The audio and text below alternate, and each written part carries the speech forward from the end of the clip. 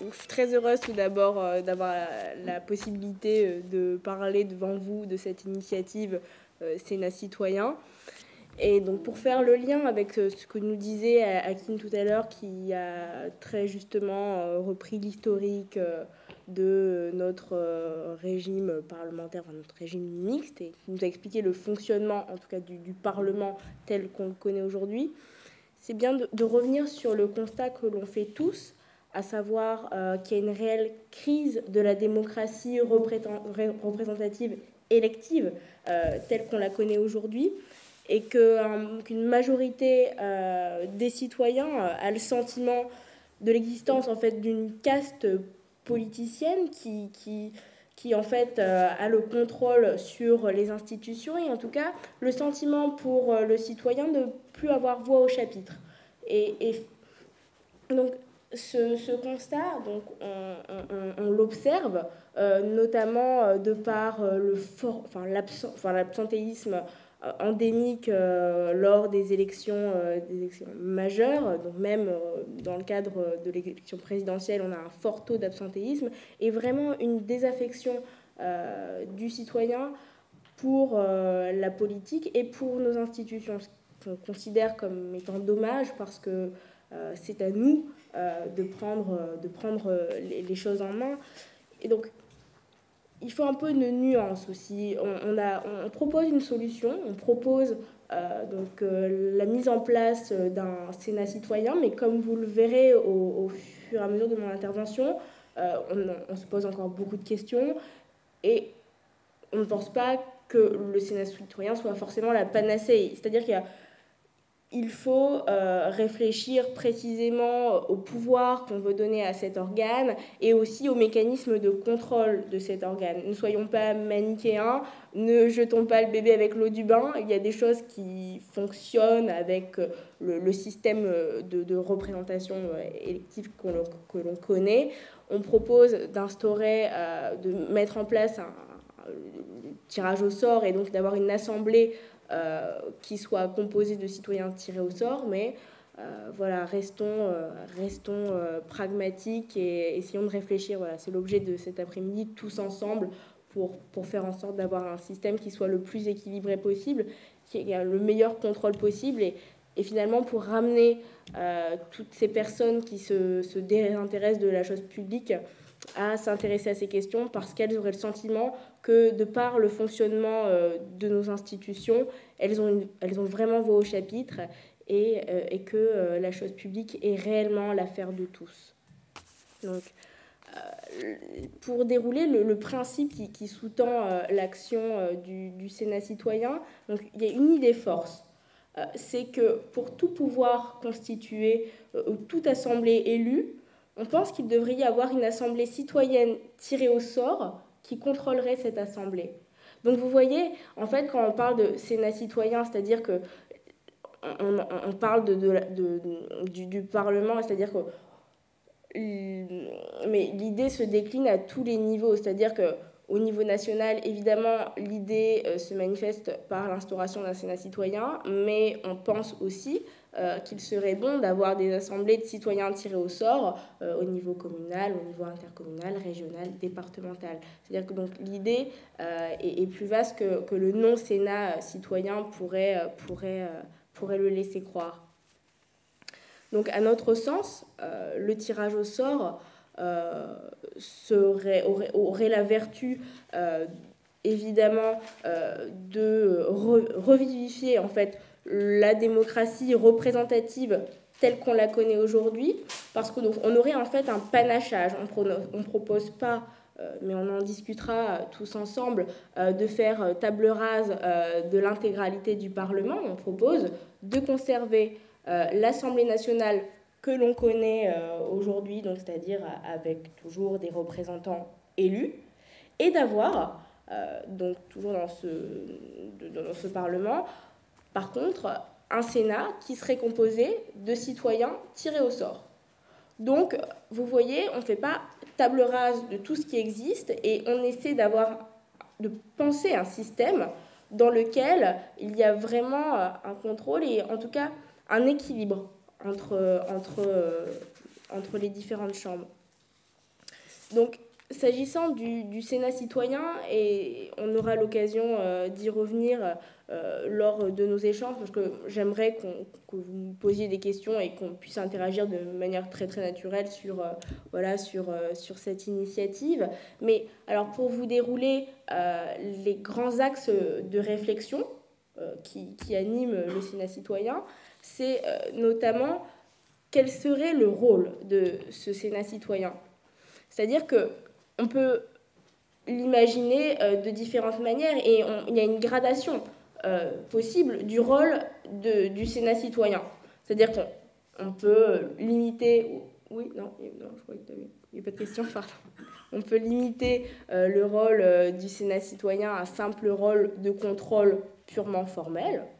Donc, c'est-à-dire de contrôle de l'action de l'Assemblée nationale. Est-ce que tout a bien été fait dans les règles de l'art? Un contrôle, comme le disait Hakim, parfois il y a de l'absentéisme, il y a donc un contrôle, donc vraiment véritablement de l'action de l'Assemblée nationale. On peut avoir un pouvoir, et c'est ce qu'on souhaite, qui est plus conséquent, un pouvoir qui est de questionnement de l'action de l'Assemblée nationale et donc là, de questionnement sur le fond des textes qui sont débattus par l'Assemblée nationale. Et plus largement, on peut penser que le Sénat citoyen doit purement et simplement remplacer le Sénat tel qu'on le connaît actuellement et donc avoir un vrai pouvoir législatif et un vrai...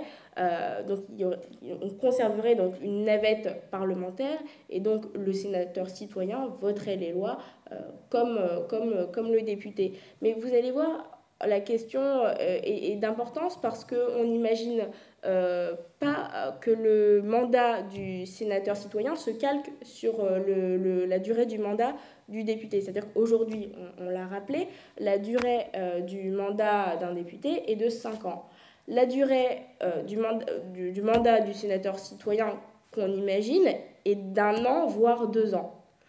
Tout simplement parce que même quand on parle d'un mandat d'une durée d'1 an, en réalité, donc la durée de l'investissement du citoyen serait plutôt d'1 an et demi parce qu'on envisage une période préalable de formation.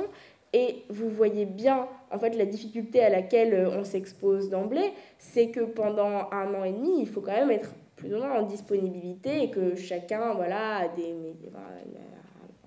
un métier et que parfois c'est difficile de se dégager autant de temps, ce qui amène aussi à la question du volontariat. Est-ce que une fois qu'on est tiré au sort, on doit obligatoirement partir pendant 1 an et demi, 2 ans au Sénat citoyen, ou est-ce qu'on a la possibilité de dire écoutez, non, moi je ne suis pas forcément intéressée par la chose publique et non, je préfère laisser ma place à quelqu'un d'autre. Donc vous voyez, il y a quand même pas mal de questions qui se posent et puis derrière ça, il y a la question aussi de l'indemnité. Alors certains parfois parlent de salaire, alors je préfère, non, il faut mieux pas parler de salaire, on parle vraiment d'indemnité parce que l'indemnité dont le rôle est d'assurer l'indépendance du parlementaire.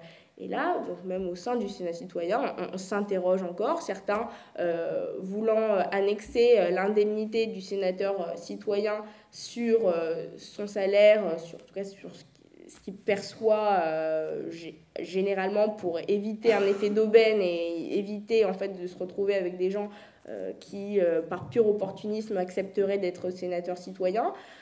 D'autres pensent, j'en fais partie, qu'on devrait calquer le statut du sénateur citoyen sur le statut du député, donc avec une indemnité qui serait la même pour tous et qui garantirait l'indépendance du sénateur citoyen. Donc vous voyez, un certain nombre encore de questions qui se posent et qui sont importantes de faire état et auxquelles il faut qu'on réfléchisse, tous ensemble.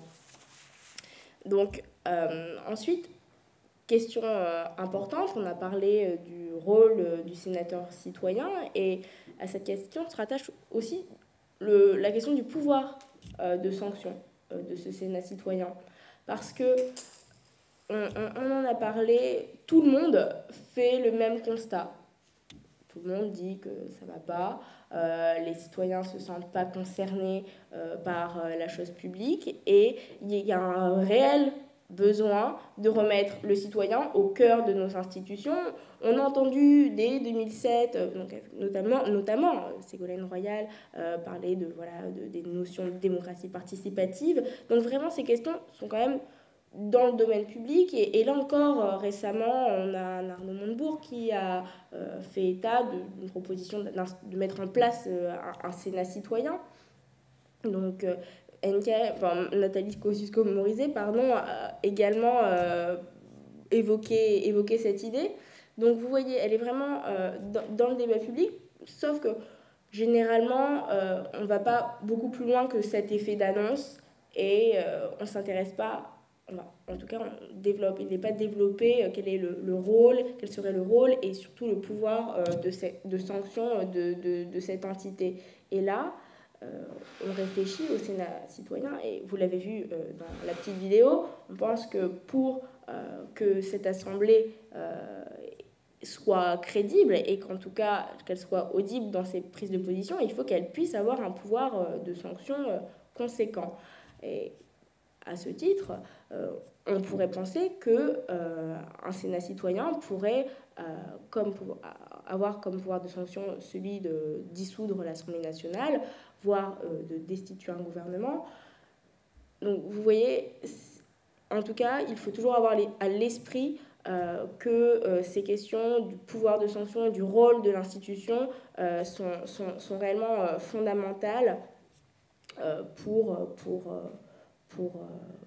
qu'il y ait un réel projet crédible qui émerge, et en sachant que on va y réfléchir tous ensemble là dans les heures qui viennent, et on sait très bien que pour qu'on puisse aboutir à la mise en place d'un Sénat citoyen, on aura besoin de modifier la Constitution, et qu'on aura besoin d'une majorité de 3/5 du Parlement. Donc c'est vrai que je me heurte aux réflexions de certains parfois qui me disent mais en fait c'est bien beau comme idée, mais comment on va faire concrètement? C'est-à-dire que l'idée de mettre en place un Sénat citoyen, et donc finalement l'idée de se séparer d'un certain nombre de sénateurs qui donc devront voter pour leur propre éviction du système institutionnel. Bon, c'est vrai que ça prête à s'interroger sur la manière dont on peut y arriver. Alors moi, je réponds qu'il faut que en fait, le sursaut vienne de la société civile, qu'il faut qu'il y ait un réel pouvoir de pression, et qu'on puisse en tout cas commencer à réfléchir sérieusement à cette question afin que ces idées, enfin, en tout cas cette utopie, puisse un jour devenir réalité. Une initiative effectivement super intéressante. Je l'avais déjà entendu dans la bouche de certains politiques ou de certains candidats, mais je ne savais pas qu'il y avait une structure en tant que telle qui existait. Du coup, ma première question, elle est un peu sur l'organisation, parce que là, je vous découvre. Comment vous êtes organisé? C'est une association? Vous êtes une équipe de permanents? Comment est-ce que vous bossez? Alors, c'est un collectif, donc on va s'organiser sous forme d'association dans les semaines qui arrivent. Et donc, voilà, on travaille depuis janvier 2016 en petits groupes, et donc on a organisé des ateliers Sénat citoyen depuis le début de l'année, où on réfléchit à des ateliers où il y a 60-70 personnes qui sont réunies, et voilà, qui débattent de questions qui leur sont soumises afin de pouvoir faire la synthèse en fait des idées des uns et des autres, et de mûrir ce projet qui nous tient à cœur. Tu parlais de la stratégie là, à la fin de ton intervention, voilà, qui nous fait avancer l'idée. Moi je suis un peu, comme peut-être un certain nombre d'entre vous, Étienne Chouard, et les ateliers constituants d'Étienne Chouard. Et c'est vrai que cette question se pose aussi pour les ateliers constituants de manière générale. Étienne Chouard, lui, il apporte une réponse que je trouve intéressante, et je voulais un peu, toi, t'entendre là-dessus par rapport justement à ton projet spécifiquement. Lui dit, voilà, il ne faut pas rentrer dans le rapport de force politique, dans le jeu de l'élection, commencer à inscrire ça dans les programmes électoraux, etc. Parce que sinon, ça risque, ça risque de fragiliser les idées. On va être moins en mesure de le porter collectivement et de le porter avec force. Lui, il dit voilà, il faut qu'on soit plutôt dans une espèce de contagion, de diffuser au maximum ces idées-là, ces messages-là, etc., mais en dehors du jeu politique, en tout cas en dehors du jeu politique tel qu'il existe aujourd'hui. Est-ce que vous êtes déjà un peu positionné là, peut-être sur l'un, l'autre, ou les deux, ou encore un autre chemin? Alors justement, moi je suis plutôt voilà, en accord avec ce qui est dit. Je pense qu'il faut communiquer à propos de l'idée, il faut qu'elle infuse et qu'elle se diffuse. Et qu'à partir de là, mais je pense qu'il y aura besoin d'un relais politique à un moment ou un autre, ne serait-ce que parce qu'on a besoin d'une majorité au Parlement pour modifier la Constitution, ne serait-ce que pour ça. Mais dans un premier temps, effectivement, je pense que la première étape, c'est de faire en sorte qu'elle se diffuse largement au sein de la société. Et je pense que ça arrive. Je ne sais pas si ça fait longtemps que vous avez connaissance de cette idée ou de toutes ces questions. Je pose la question un petit peu à tout le monde, si vous étiez sensibilisé à ça, non? Ouais, c'est un peu comme monsieur. C'est via des vidéos avec Étienne Chouard. Ouais. Tout simplement, je me suis intéressé à ça. Voilà, tout simplement, donc je rejoins un petit peu aussi sa position. J'avais posé la question de justement, est-ce que la stratégie de faire un Sénat citoyen, que j'avais jamais entendu, que je trouve très intéressante, est-ce que vous jugez à l'heure actuelle que c'est la meilleure des stratégies pour effectivement avoir une vraie démocratie, quoi? Alors, très bonne question. Je pense que c'est un premier pas. Je pense que, vous voyez, il ne faut pas faire d'amalgame, c'est-à-dire que le système qu'on décrit, qu'on qualifie aujourd'hui de démocratie représentative élective, pour certains, dans la pureté des principes, ce n'est pas vraiment une démocratie parce que certains considèrent qu'on a une démocratie uniquement si elle est directe, c'est-à-dire que le peuple fait directement la loi et donc on se passe du filtre des représentants. Là, on a un filtre, on est dans une démocratie représentative. Et nous, avec la proposition du Sénat citoyen, on ne met pas à mal le système de la démocratie représentative en tant que tel, puisque l'Assemblée délibérative, donc ce Sénat citoyen, serait composé de citoyens tirés au sort, certes, mais qui serait un corps, voilà, qui avec l'Assemblée nationale, constituerait le Parlement. Et donc, on reste quand même dans un système de démocratie représentative. Et donc, pour répondre à votre question, pour certains, le simple fait d'avoir une chambre composée de citoyens tirés au sort, c'est pas assez. Et il faudrait passer à un système de démocratie directe pour qu'on soit réellement en démocratie. Donc moi, ce que je pense, c'est que c'est une première étape. Ouais, je pense que c'est la façon dont je vois les choses, effectivement, ça paraît être la façon la plus intelligente pour que ça puisse marcher, effectivement. Ça peut être la première étape. Parce que moi, la question que je me pose, c'est quand on connaît la puissance des médias, comment vous pensez déjà arriver déjà au stade de pouvoir créer un Sénat citoyen et que ce Sénat citoyen finalement soit un peu sponsorisé par les médias, qu'il ait vraiment un effet? Et bien justement, mais c'est grâce à vous, c'est grâce à toutes les personnes qui relayeront l'idée, en fait. C'est-à-dire que si l'idée, en fait, je pense qu'il y aura un effet d'opportunisme. C'est-à-dire que si l'idée prend, si les gens en veulent, bah ça sera relayé et ça fera boule de neige. Moi, je pense vraiment à cet effet boule de neige. Merci Fatou. Le problème d'Étienne, j'adore Étienne et il le sait. Le problème avec Étienne, c'est que ça mettra au moins 200 ans. Et donc, même mes enfants seront morts. Donc, je ne suis pas partisan d'attendre. Je suis comme toi. Donc, l'idée Sénat citoyen, c'est une bonne idée. J'ai 3 questions. Je peux poser 3 questions? C'est son cours. Ouais. C'est la réponse qui sera plus ou moins longue. Alors, dans le Sénat citoyen, quels seront les critères de sélection pour les personnes tirées au sort? Est-ce que tu as déjà pensé, est-ce que vous avez déjà pensé à des critères que peuvent représenter les gens qui seront tirés au sort, pour éviter justement un petit peu, peut-être, éviter ce que tu as dit tout à l'heure des gens qui n'ont rien à foutre en fin de compte? sur la manière dont seront sélectionnés les sénateurs citoyens. Donc, tel qu'on l'envisage aujourd'hui, on pense qu'on aurait, à l'instar des 348 sénateurs qu'on a aujourd'hui, 348 sénateurs citoyens qui seront représentatifs donc des différentes régions de France. On va garder cette représentativité territoriale, mais aussi donc une représentativité en termes de parité hommes-femmes et une représentativité qu'on veut également en termes de classe d'âge. Après, la quatrième catégorie, ce serait d'avoir une représentativité en termes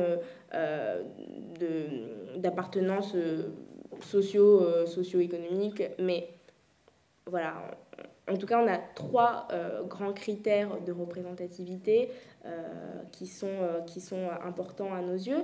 Et donc, du coup, je fais le lien sur ta question avec le fait que le système tel qu'on l'envisage, en fait, c'est qu'on tirerait au sort 1000 citoyens sur la base des listes électorales. On peut débattre de toutes ces questions et de chaque sous-question, mais c'est comme ça qu'on l'envisage aujourd'hui. Donc, sur la base de ces 1000, on pense qu'il faut laisser la place au volontariat. On pense que c'était l'option que je présentais succinctement tout à l'heure. Soit on se dit, on fait un petit peu, on se calque sur le système des tirages au sort des jurés d'assises, c'est-à-dire qu'on est dans un système où on a une obligation d'être juré une fois qu'on est tiré au sort, sous certaines réserves bien évidemment. Soit on se dit, on tire 1000 personnes au sort et là, on laisse aux gens la possibilité de refuser cette charge de sénateur citoyen parce qu'on considère que, voilà, comme je leur disais tout à l'heure, tout le monde n'est pas intéressé par la chose publique, tout le monde ne peut pas, tout le monde ne veut pas. Et donc c'est plutôt vers cette deuxième option qu'on s'engage. Oui.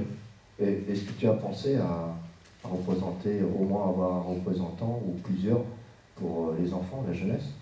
Alors, c'est des représentants donc, entre 18 et 25 ans. Je pense que... Donc, c'est-à-dire qu'en termes de représentation des classes d'âge, on voudrait une représentation entre 18 et 80 ans. Voilà. Donc, la jeunesse, je pense, serait représentée par ce pourcentage de sénateurs citoyens qui auraient entre 18 et 25 ans. C'est pas mal. Merci, c'est gentil. Peut-on supprimer l'Assemblée nationale dans le Sénat citoyen? C'est une question qu'on s'est également posée. C'est-à-dire qu'on se dit aujourd'hui que c'est le Sénat qui doit faire les frais de cette assemblée composée de citoyens tirés au sort, qu'on lui substituerait, mais en fait... est-ce que cette assemblée, ça ne devrait pas être l'Assemblée nationale? On s'est posé la question, on l'a écarté parce qu'on a considéré que le Sénat, historiquement, cristallisait davantage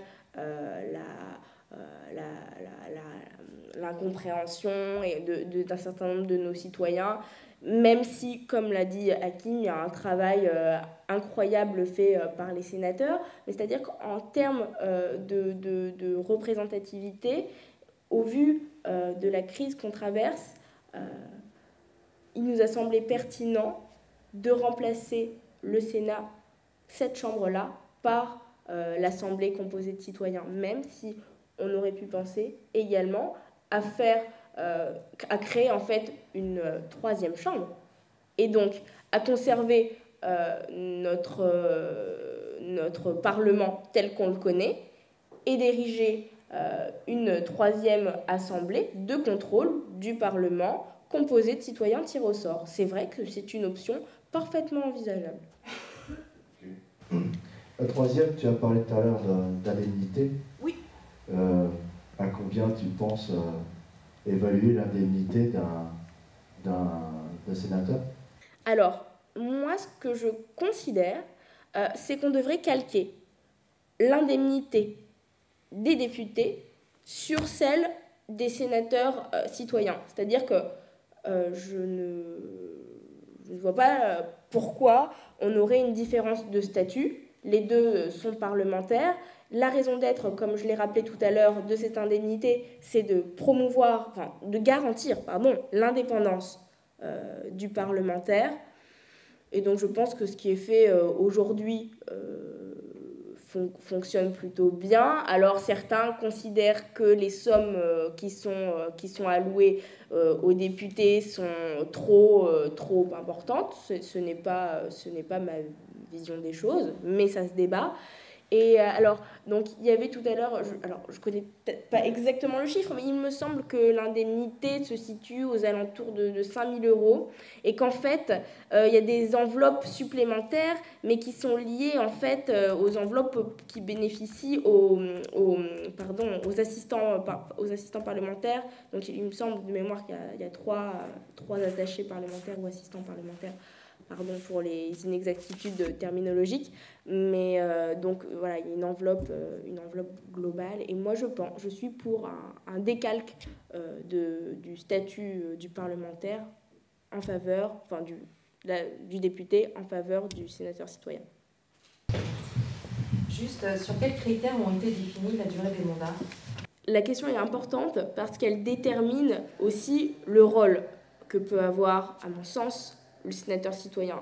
C'est-à-dire que le député a un mandat de 5 ans, le sénateur citoyen un mandat qu'on envisage d'1 an, et donc c'est une action quand même beaucoup plus courte, et c'est pour ça que ça peut favoriser pour certains que le sénateur citoyen se cantonne à une mission de contrôle, et c'est-à-dire ne soit pas co-législateur, et donc un abandon de la navette parlementaire.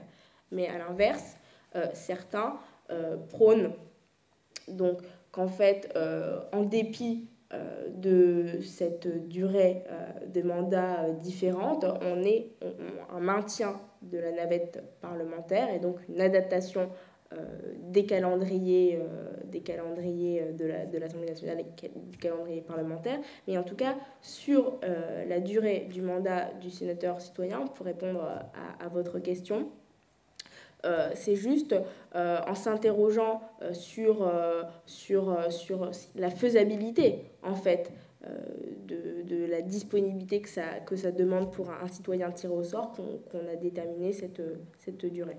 Parce que c'est aussi potentiellement se priver de l'efficacité de quelqu'un qui est vraiment bon. Enfin, 1 an, c'est hyper réduit comme... Oui, mais ça permet, alors justement, 1 an c'est court, mais ça permet d'éviter certains écueils, reproches qui sont faits aux parlementaires, et donc le risque de corruption que certains dénoncent, d'être soumis aux pressions de certains groupes. Et surtout, ça permet d'avoir une rotation de la charge et de faire en sorte qu'un maximum de personnes puissent exercer cette charge de sénateur citoyen. C'est-à-dire qu'il y aura forcément un organe qui devra s'occuper de ce tirage au sort et qui devra s'occuper du choix final des sénateurs qui entreront en mandat. Oui. Et quel est cet organe? Comment ça s'organise? Qui fait ce choix? Est-ce qu'il y a une transparence autour du tirage au sort? Oui, alors effectivement, donc, ça se fera évidemment en toute transparence. Et l'idée, c'est d'arriver à avoir un Sénat citoyen représentatif de la population française.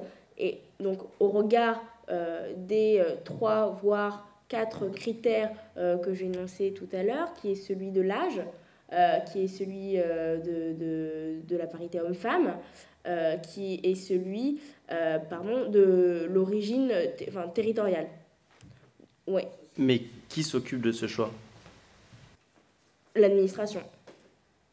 Comme je vous l'ai expliqué, on est vraiment dans une démarche constructive et on ne vient pas avec des formules toutes faites qu'on souhaiterait plaquer, et on est dans la réflexion. Alors évidemment, il y a un certain nombre d'idées colonne vertébrale, une colonne vertébrale, mais après tout reste encore à imaginer et à penser. On s'arc-boute pas sur des positions, on n'est pas dogmatique.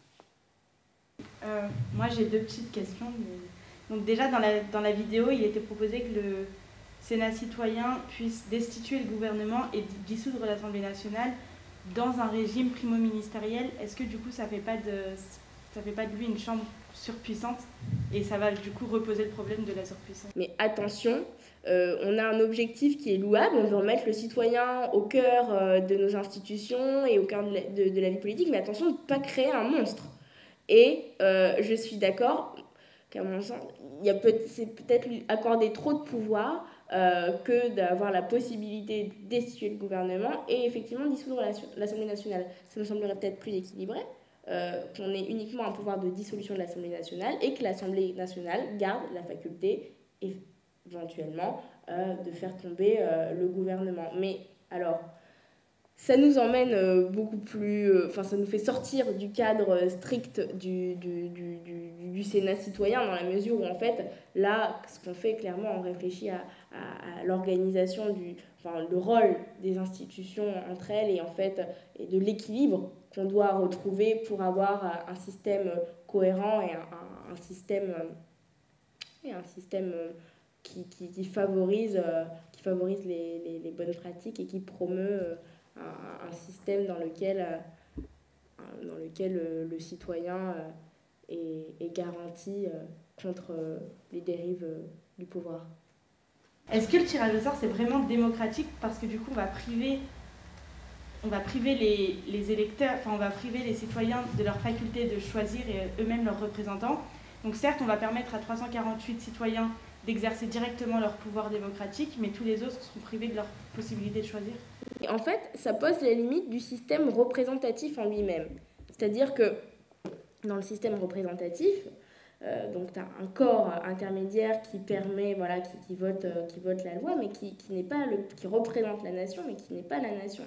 Donc c'est la première limite qu'on retrouve dans le système électif. Et certains disent, mais attendez, si vous passez au tirage au sort, c'est encore pire. Parce qu'au moins, dans le système de représentation élective, le citoyen a la possibilité de choisir son élu. Alors que si vous promouvez le tirage au sort, le citoyen est dépossédé de cette faculté. Donc, comme tu dis, c'est un système qui est l'ennemi du bien.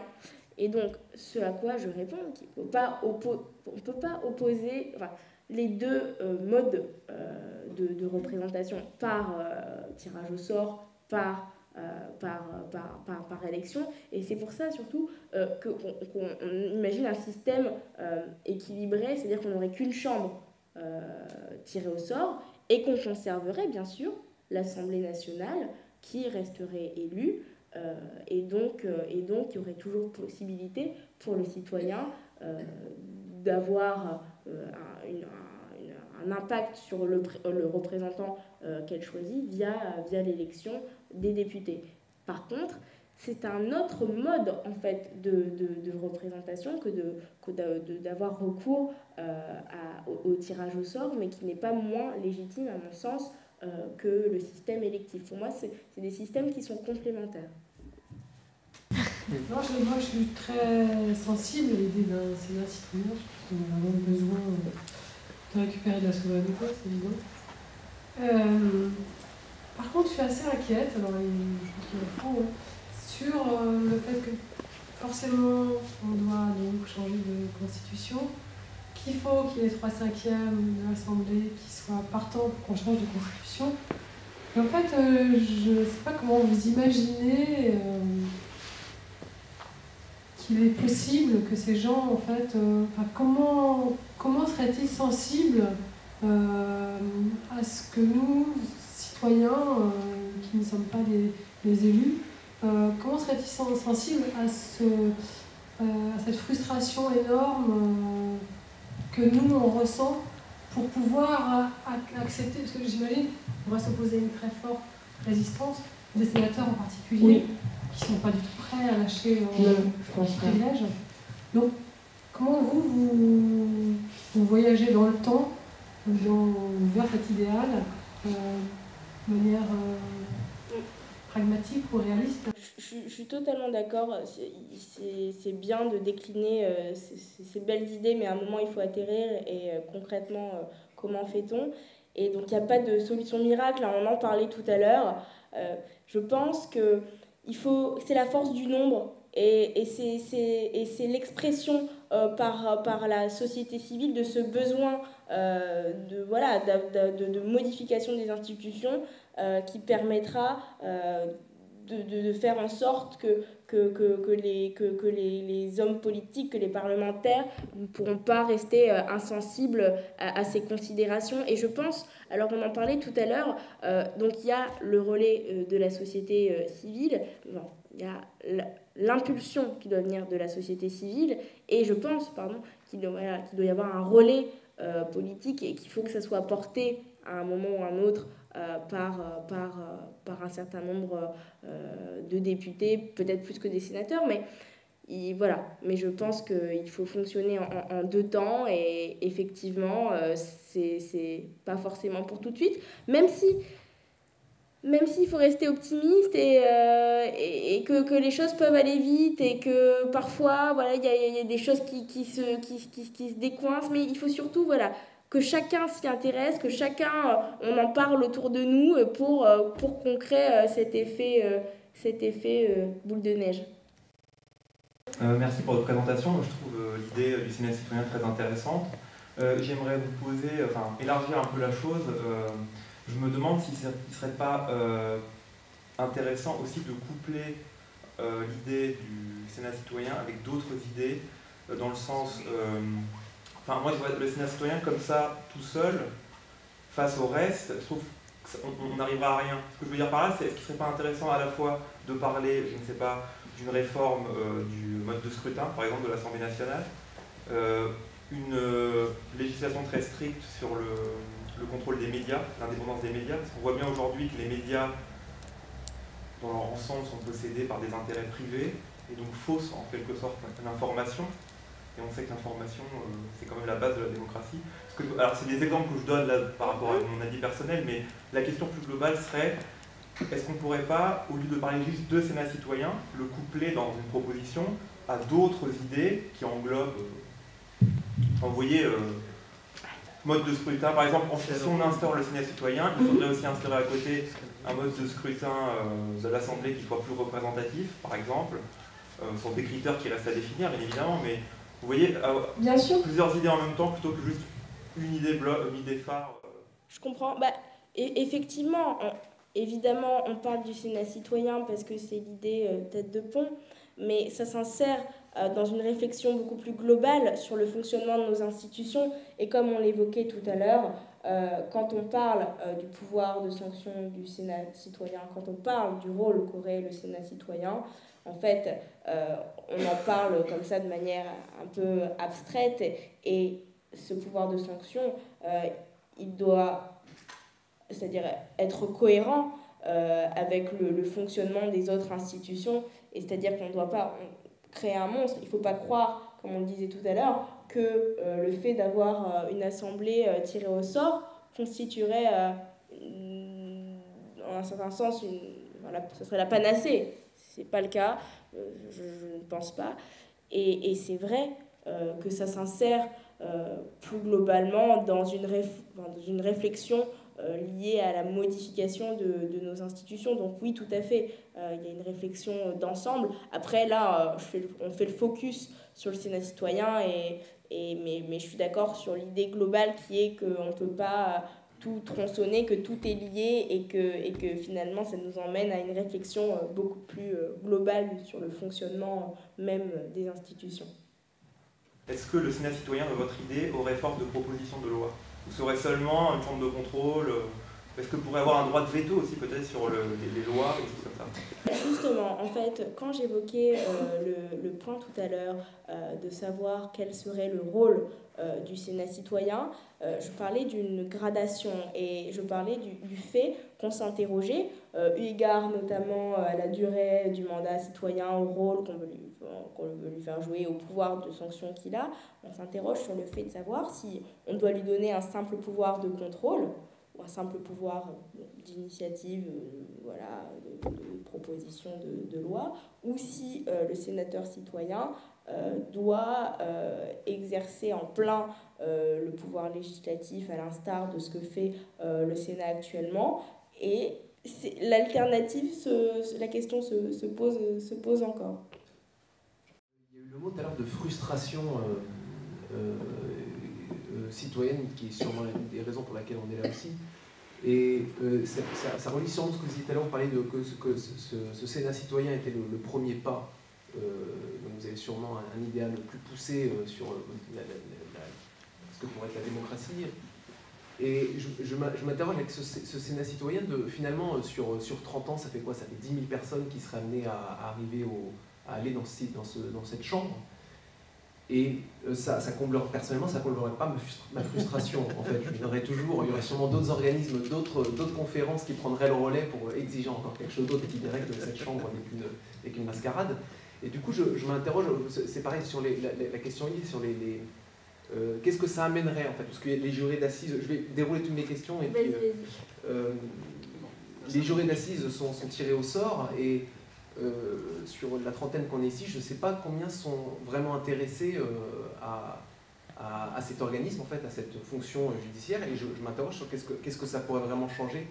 Est-ce que les gens, véritablement, est-ce que ça amènerait un nouveau souffle démocratique dans le pays, ou est-ce que ça ne ferait que continuer l'histoire du pouvoir et amener une certaine forme de redistribution du pouvoir sans pour autant faire un renversement et amener véritablement les gens à s'intéresser à l'organisation d'une société. Oui, donc au final, est-ce que le Sénat citoyen, c'est pas juste symbolique? Est-ce que ce serait pas que de la poudre aux yeux? C'est de la belle poudre aux yeux et du symbole, du gros symbole, mais je comprends. Est-ce que vous en avez débattu? Est-ce que c'est une question qui vous a... Alors, je me souviens pas qu'on en ait débattu, mais ce que je pense, l'idée, c'est qu'en face de chaque assemblée élue, on ait une assemblée tirée au sort composée de citoyens. C'est-à-dire que l'idée tête de pont est celle qui